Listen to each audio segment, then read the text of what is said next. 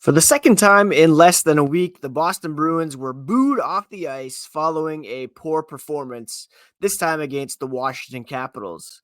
We're going to talk about what went wrong, whether or not the boos were warranted, and more here on today's episode of Locked On Boston Bruins.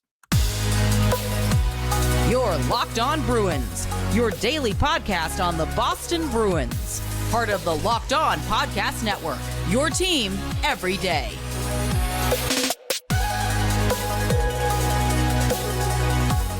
What is up, Bruins fans, and welcome back to the Locked On Boston Bruins podcast. I'm your host, Ian McLaren, along with Bessie, and this is a daily show where we discuss all things Spoked B.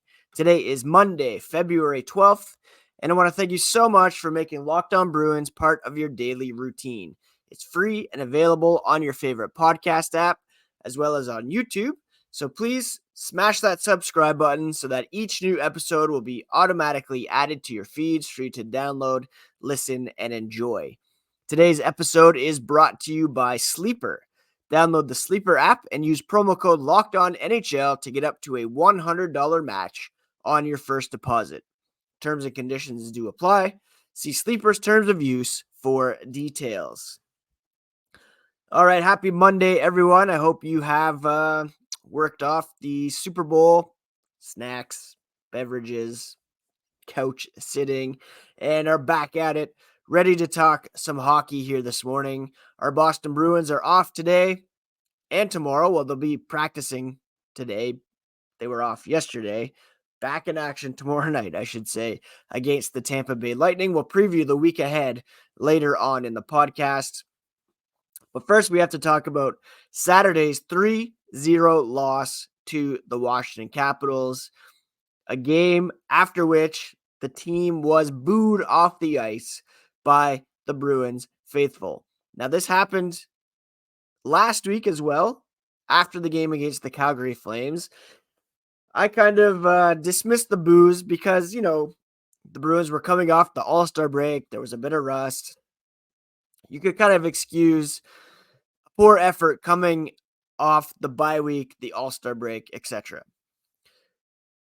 This effort against the Capitals is a bit of a different story, and I kind of empathize more with the booers than the Bruins in this one.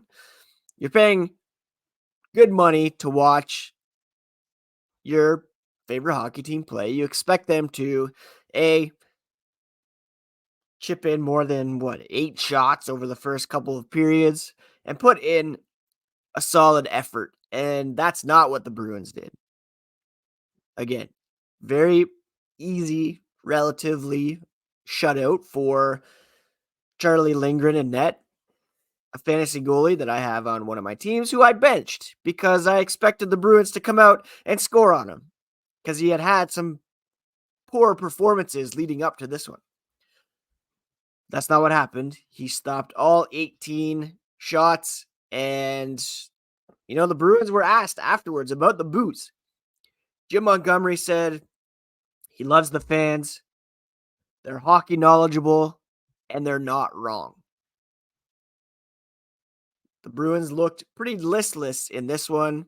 Lack of pushback from a team that, again, was coming off a snoozer of an effort just a few days before. These two games were, sandwiched by, or in the middle of the sandwich, was one of the best games of the season against the Vancouver Canucks. So how is it that they can come out again and play like this against the Washington Capitals, who are, barely in the playoff race? Brandon Carlo said, "You don't love it about the boos.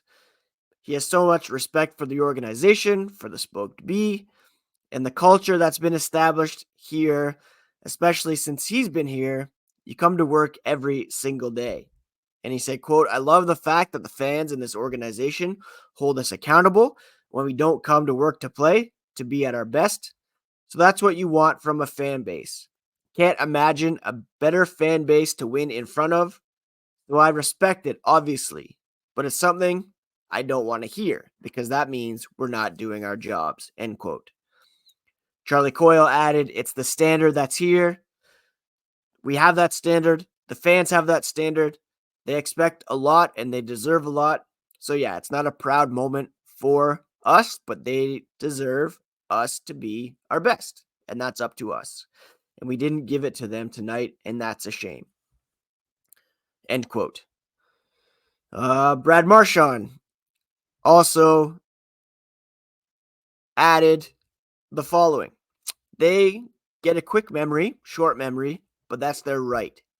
They pay for tickets to come watch, and they can cheer if they like what they see. They can boo if they don't.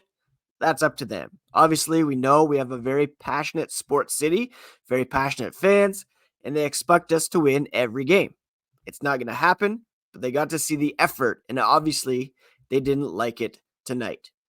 End quote. And that's the thing. If you look at a full 82 game season and you look back, you see a 3-0 loss to the Washington Capitals in there. Fine. You expect some losses along the way. There's not going to be perfect performance every single night. And even if you're paying hard-earned money to go watch a hockey game or go watch any sports event, you're not guaranteed that you're going to see a win. Obviously, it's a better experience if you do, but it's a toss-up.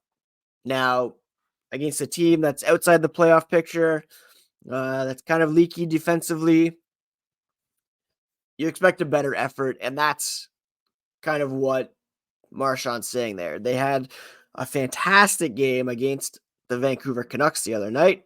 They're first in the Atlantic Division, but the effort under a microscope on its own, not great.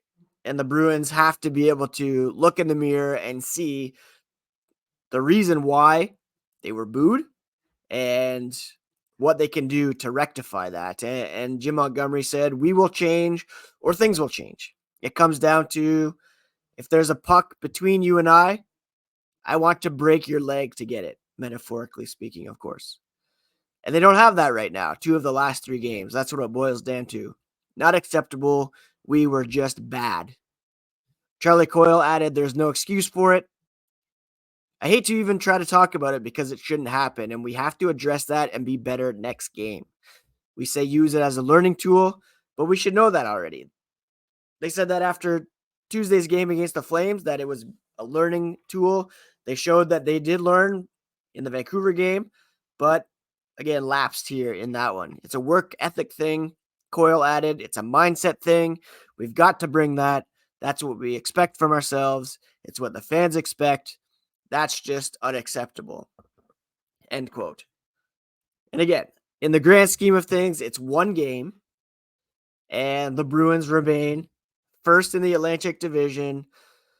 They're, I think, 3 points back of Vancouver now after leveling up with them in the game of Thursday, albeit with a game in hand. But the Florida Panthers are right on their heels, only 3 points back. And here's the thing. At the end of the day, the expectations for this team weren't very high. If you're expecting them to be perfect and to hold on to first place in the Atlantic, challenge for the President's Trophy, I mean, it's not without the realm of possibility that the Bruins are top 3 in the Atlantic. Or even coming into the season, we thought maybe they were a wild card team. The way that they have been performing this season exceeds expectations, but us fans now have this belief in our head that this is what they should be. This is the standard. They're a first place team, and anything deviating from that, expressing disappointment. And again, in a vacuum under a microscope, this game was indeed boo-worthy, but the effort as a whole this season, I mean, you can't really question what Boston's been able to accomplish this season. Is nothing short of remarkable. To be second in the NHL after losing all the players that they did, it's quite an accomplishment. And we'll continue to talk about this and also discuss one key element of this game that went wrong here as the podcast continues.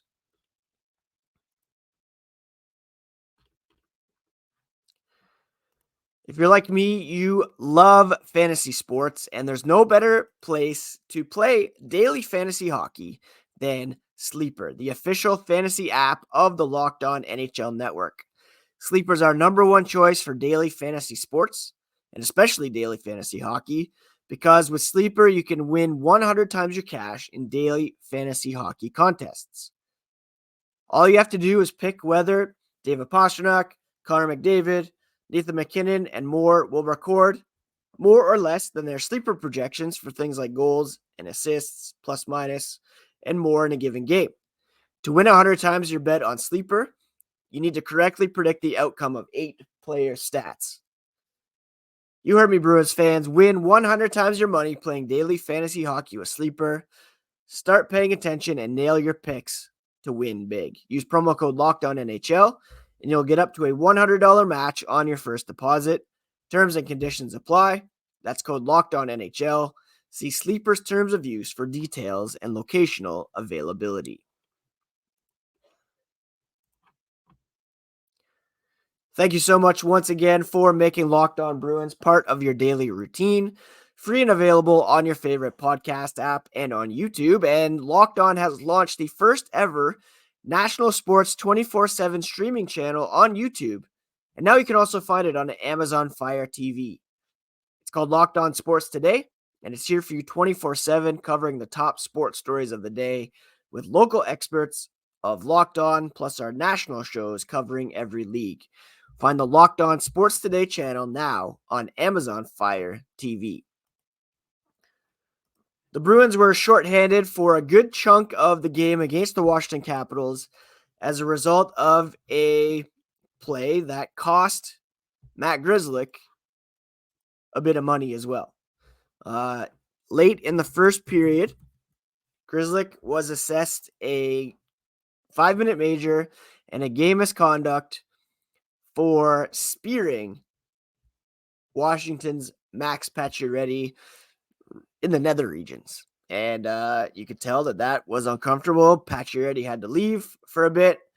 And on the ensuing power play, TJ Oshie scored to put the Capitals up 1-0 on a feed from the aforementioned Pacioretty.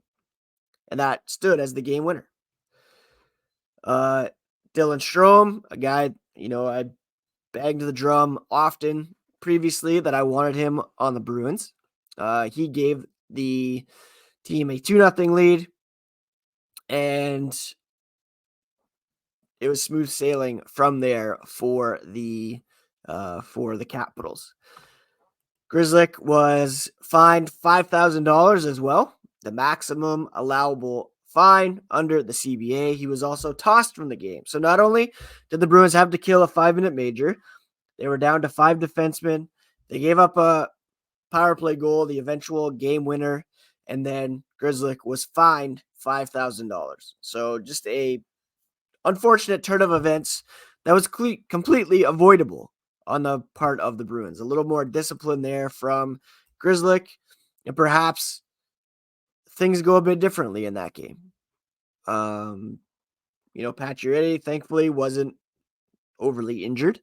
It was, not a spear to the gut or the face. It's not a Morgan Rielly on Ridley Gregg situation, which if you missed it, I don't know how you would have, but Gregg from the Ottawa Senators slap shot into the empty net the other night. Morgan Rielly comes out, cross-checks him up high.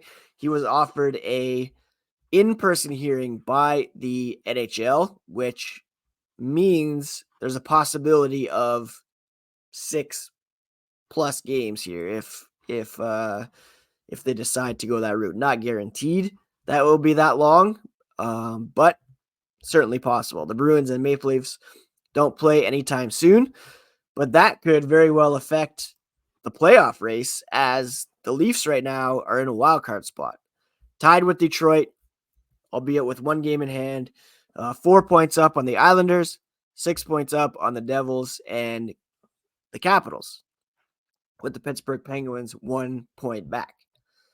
So the Leafs can't afford to miss Rielly for any length of time. And that kind of undisciplined play that Grzelcyk displayed in the game against the Capitals certainly came back to haunt them as well. Because, again, it was you're killing a lengthy penalty, and it led to the eventual game-winning goal on the power play from TJ Oshie. The Bruins had to kill 17 minutes in penalties. The Capitals had to kill 8 minutes in penalties. The Bruins went 0 for 4 on the power play. Capitals went 1 for 3, and that was the difference in the game. 28-18 were the shots as well. 8 shots for the Bruins in the first 2 periods. They came out with 10 in the third, but it was too little, too late, as the Capitals were up 3-0 by, Ovechkin scored the empty net. They were up 2-0 at 3:24 of the third period, and by then it was almost too late for the Bruins to come back based on the effort that they showed. So that was disappointing on Grzelcyk's part. The Bruins as a whole were disappointing, and they'll have an opportunity to turn things around tomorrow night against the Tampa Bay Lightning. We'll take a look at the week ahead here coming up as the podcast continues.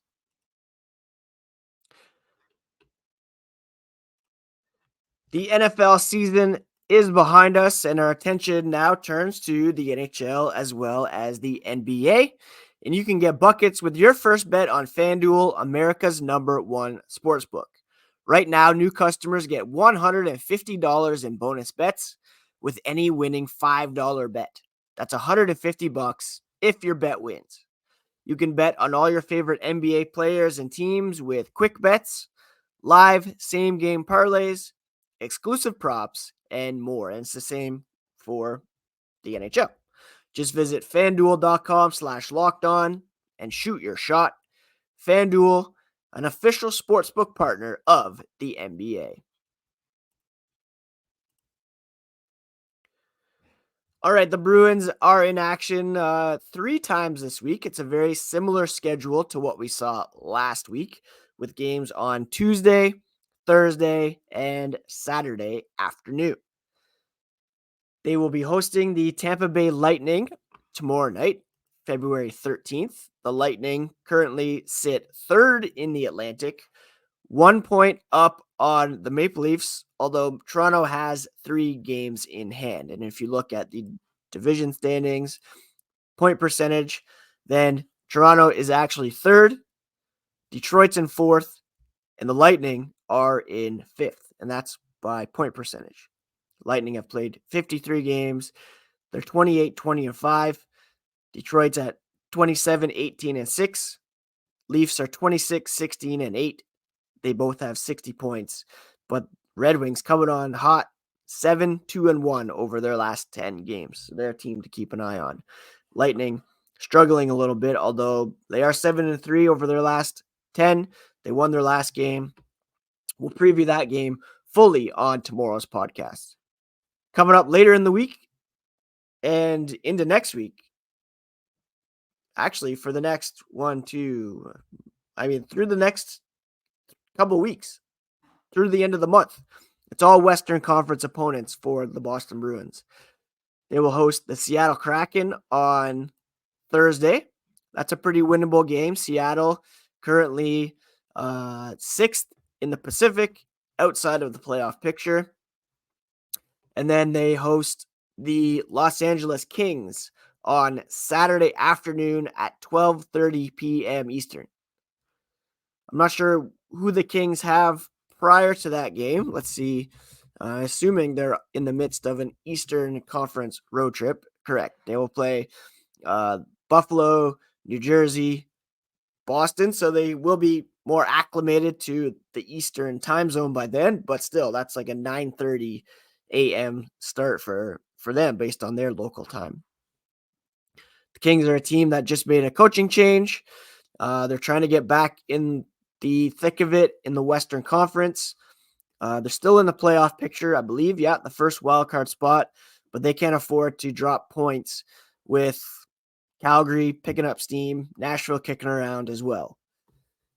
So those are the 3 games on tap for the Bruins this week. Tampa, Seattle, LA, all 3 with big points on the line that they're needing to stay afloat. They will play Dallas next Monday. I believe it's President's Day, so that's an afternoon game. And then they head out on a 4-game Western road trip to Edmonton, Calgary, Vancouver, Seattle. And then they come home to play Vegas to end the month before getting back to Eastern Conference opponents to begin the month of March. So 1 more game against the East here tomorrow night, and then it's all Western Conference for the next couple of weeks. Thankfully, only 1 10 p.m. start on that West Coast road trip. Actually, 2 of them, 1 in Edmonton and 1 in Seattle. Bruins will be practicing this morning at 11 a.m. at Warrior Ice Arena. We'll see if there's any changes to the lineup, what the mood is at practice as they get ready to take on the Tampa Bay Lightning tomorrow night. Thank you so much for tuning in to today's episode. Fighting a bit of a cold, so thanks for bearing with me through that. I hope your week is off to a fantastic start. Thank you for subscribing to those who have. If you haven't, please do so. And we'll talk to you again here tomorrow on Locked On Boston Bruins, part of the Locked On Podcast Network, your favorite team every single day.